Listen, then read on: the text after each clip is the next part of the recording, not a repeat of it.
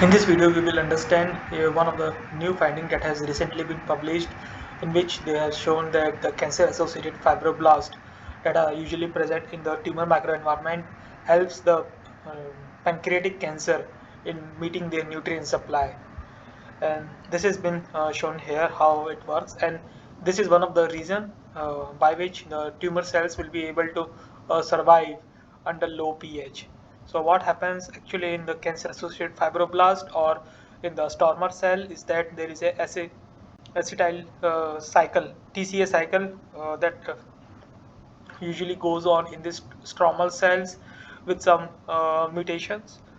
in a way that this stromal cycles will leads to the acetate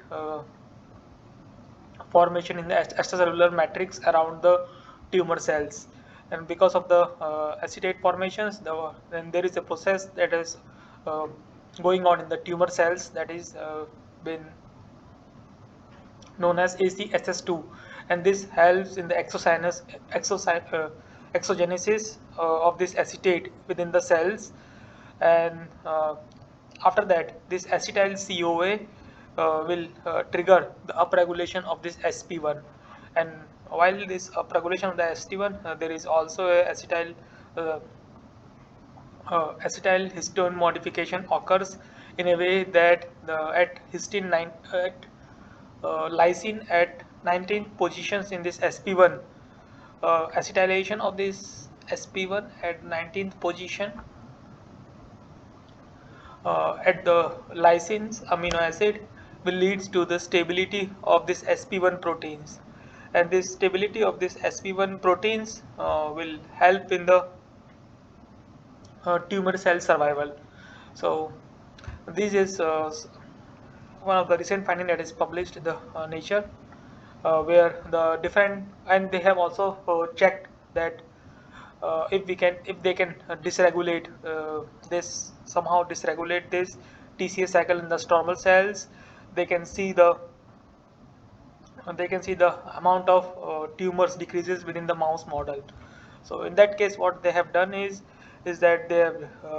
dysregulated this TCA cycle using this enzyme that helps in the conversion of this citrate to acetyl CoA, and that the enzyme that they target in their study is this ACLY enzyme. And if this AC by disrupting this ACLY enzyme, they can clearly see the amount of tumor cells will decrease compared to the control case where there is no dysregulation of this ACLY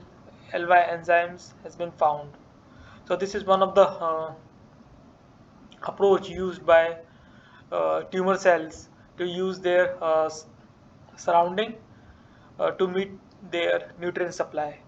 and the other pathways that get because of which this process is being able to execute is this ACSS2 pathway, and also this acetyl CoA uh, will modify this DNA histone that is shown here, that it will bind to this SP1 at the 19th amino acid within this SP1 sequence, that is lysine. So, and that will lead to the upregulation of this SAT, not just SP1, that will lead to the stability of not just SP1 protein, but it will also lead to the this SAT1 enzyme, and this SAT1 enzyme helps in this polyamine metabolism. So this is how the more amino acids are formed within the tumor cells, and that will help these tumor cells to take up or maintain the uncontrolled growth rate within uh, maintain the uncontrolled growth rate, which is one of the common characteristics of all the tumor cells. And because of this uncontrolled growth rate, there is a high possibility of the mutations, because now the cells are replicating or reproducing at a higher rate than their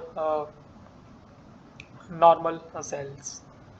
So whenever something is replicating at a higher rate, then there is a more chances of uh, making a mistake. So this changes might this uncontrolled growth rate changes might even leads to further mutations, and that is why it is easier to cure cancer at the earlier stage than at the later stage. One of the other reasons why it is difficult to cure at the later stage is the metastasis, because at that time the cancer is spread across different part of the body, and it is very difficult to target all the tumor cells without any specific targeted therapies. So I hope you got an idea about how these pancreatic cancer cells use their surrounding to meet their nutrient supply. If you need to understand more about this, how they have proved this idea, or how they have proved this theory, you can go through the reference that has been provided in the description.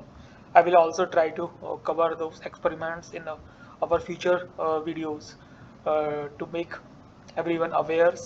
that how they have come up with these conclusions. That's all for this video. Thank you for your time.